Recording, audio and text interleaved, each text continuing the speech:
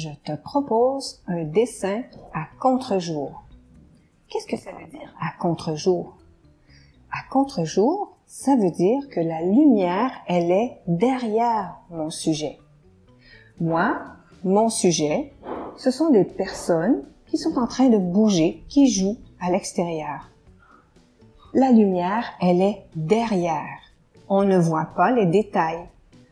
Je ne vois pas les yeux, je ne vois pas la bouche, je ne vois pas les détails sur les vêtements, je vois seulement une silhouette en noir.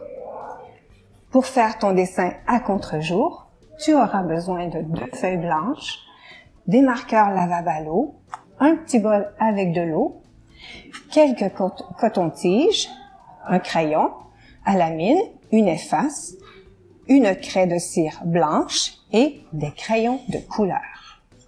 On va travailler avec de l'eau, alors tu t'installes sur une nappe de plastique ou un sac de plastique pour ne pas salir la table. Pour commencer, nous allons préparer notre feuille avec nos couleurs. Je vais prendre une feuille blanche, je vais la plier en 2 et avec mes marqueurs à l'eau, je vais faire des taches parce qu'on va faire un coucher de soleil. Alors, j'ai besoin du bleu pour faire mon ciel. Je vais faire une grosse tache en bleu.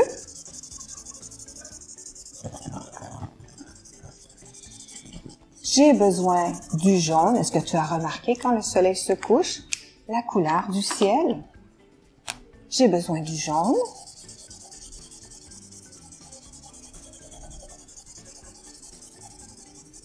Et ensuite, je vais prendre le orange.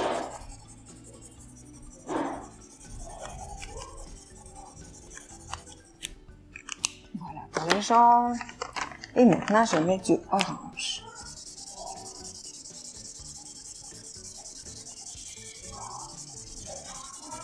Je remplis bien ma feuille avec ma couleur.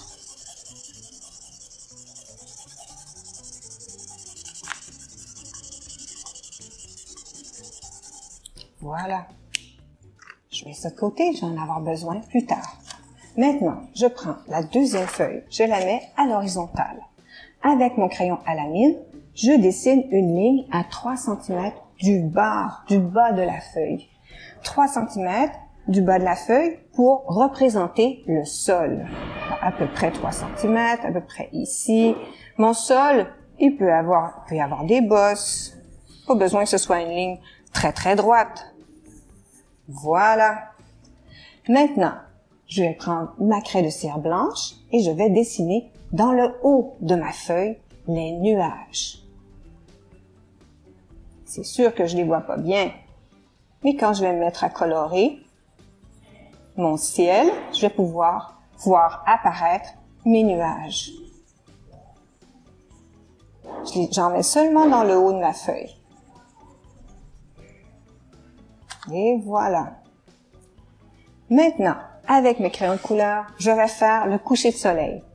Je vais prendre les mêmes couleurs que j'ai pris avec mes marqueurs.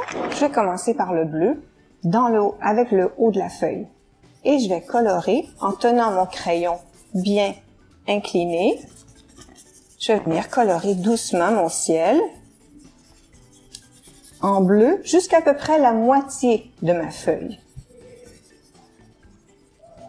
Je frotte mon crayon. Le milieu de ma feuille, c'est ici. Je descends un petit peu plus bas que le milieu de ma feuille pour mon ciel. Je fais attention de ne pas faire de ligne droite. J'ai fini avec mon bleu. Maintenant, je vais prendre le jaune.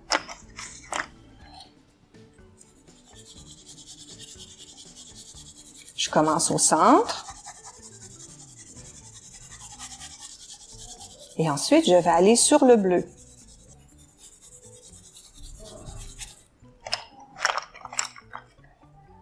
Le orange, je commence à la base, sur le sol. Et je vais aller vers le jaune. Je vais ajouter un petit peu de jaune ici, qui va venir par-dessus mon orange.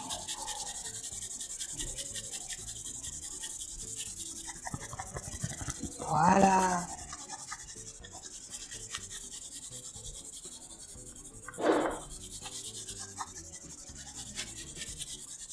Maintenant, je vais faire la même chose, mais cette fois-ci avec les taches que j'ai fait au début. Je vais commencer par mouiller mon coton-tige dans l'eau, commencer par le haut de la feuille avec le bleu. Je frotte sur la couleur et je vais étendre la couleur.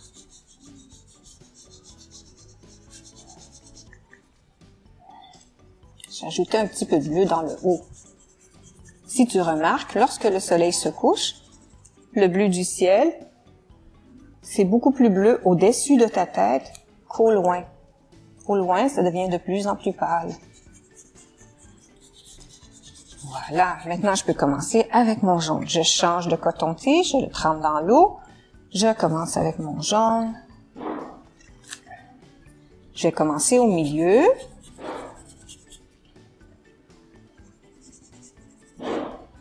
C'est sûr, le jaune, c'est une couleur pâle, hein, on le voit pas beaucoup.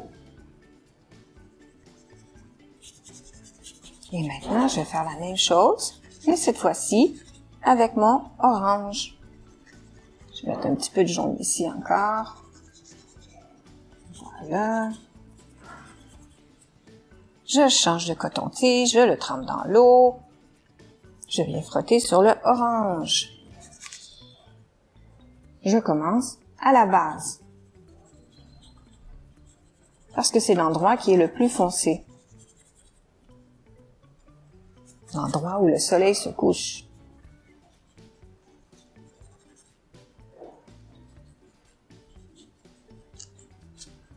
Et voilà, je laisse maintenant sécher la feuille. Alors, je t'ai dit tantôt que ta feuille était pour tourner. Tu vois, elle a déjà commencé à tourner parce qu'on a mouillé la feuille. Pour faire en sorte que ta feuille redevienne bien droite, tu peux la frotter sur le bord de la table comme ceci. Tu la tiens bien, tu attends que la feuille soit sèche, évidemment. Et là, doucement, tu viens la frotter comme ça. Et elle va redevenir droite. C'est bon? Alors, tu vois, elle est déjà revenue plus droite. Alors, quand ta feuille elle est bien sèche, qu'elle est redevenue bien droite, tu prends ton crayon à la mine et ta gomme à effacer. Tu décides le sujet de ton choix. Moi, j'ai choisi de faire des personnages en mouvement. Tu peux dessiner une ville ou dessiner des animaux, c'est ton choix. Mais n'oublie pas, il n'y aura pas de détails. On va voir seulement la silhouette. Alors, j'ai déjà commencé à dessiner des personnages ici. Je vais continuer à en dessiner un autre. Je peux, parce que ma peinture, la peinture que j'ai faite à l'aide de mes marqueurs, elle est sèche, je peux facilement effacer. Alors, je dessine mes personnages avec des vêtements. Pour faire les mains, c'est très facile, je vais te montrer. Tu n'as qu'à faire un cercle pour faire la paume de la main et après, avec ton marqueur, tu vas pouvoir venir faire les doigts. Alors là, je fais mon dessin, je termine mon dessin. Là, pour te montrer qu'on peut bien effacer, regarde, je vais effacer ma ligne que je viens juste de faire. Et ça ne changera rien du tout à mon coucher de soleil. Tu vois? Alors, ça te permet de pouvoir ajuster ton dessin à ta guise. Évidemment, il ne faut pas peser trop fort avec ton efface. N'oublie pas que la ligne ici représente le sol. Alors, les personnages que tu vas faire doivent avoir les pieds au sol. Voilà. Quand j'ai terminé de dessiner mes personnages, je prends mon marqueur noir. Je fais ma ligne de sol. À la fin, je vais colorer tout le sol. Et je viens colorer l'intérieur de mes personnages.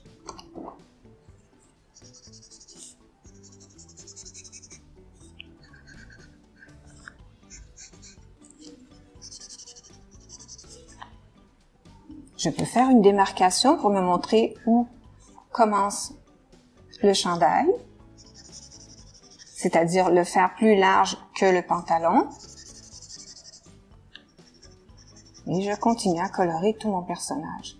Ensuite, si je veux ajouter une casquette, ajouter des cheveux, je peux le faire toujours avec mon marqueur noir. Il faut que je le fasse sur le tour de la tête, c'est-à-dire la palette de la casquette. Je vais te montrer, on va le faire. Je vais finir de colorer mon personnage. Je cache bien. Voilà, je fais son bras.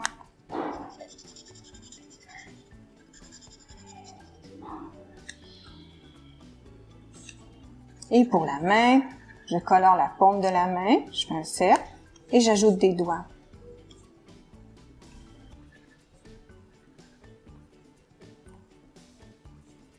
Voilà. Je vais prendre un autre marqueur, celui-ci ne fonctionne pas très bien.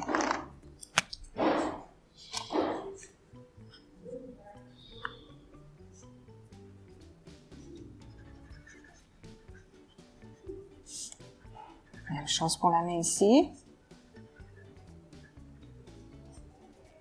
Le pouce et les doigts.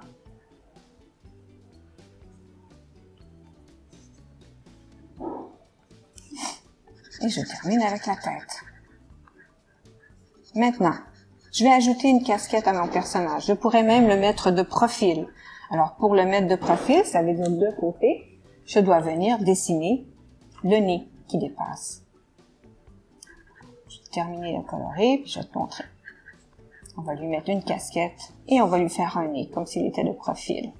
Alors, regarde. Je vais faire mon personnage de profil. Je viens ajouter un triangle. Regarde, mon personnage est de profil.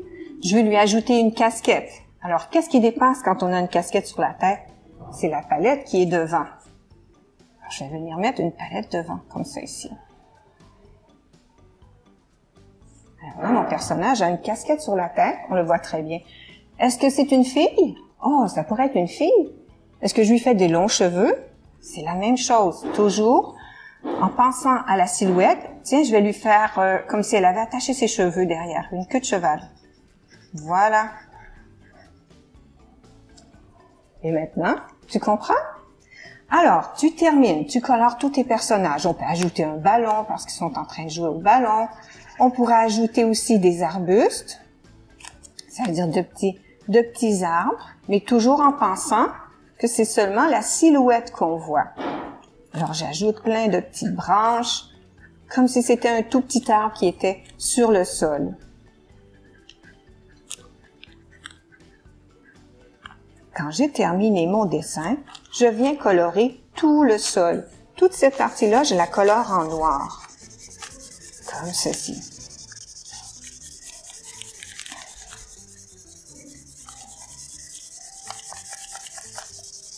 Je pourrais ajouter une barrière, je pourrais ajouter une poubelle, je pourrais ajouter une clôture comme au parc.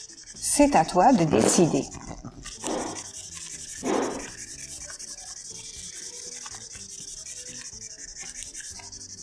Alors, tu as bien compris comment le réaliser? Maintenant, lorsque tu auras terminé de faire ton dessin à contre-jour, tu le colles sur un papier de construction et tu le fais parvenir sur la page Facebook des loisirs du parc. Tu prends une belle photo. À bientôt!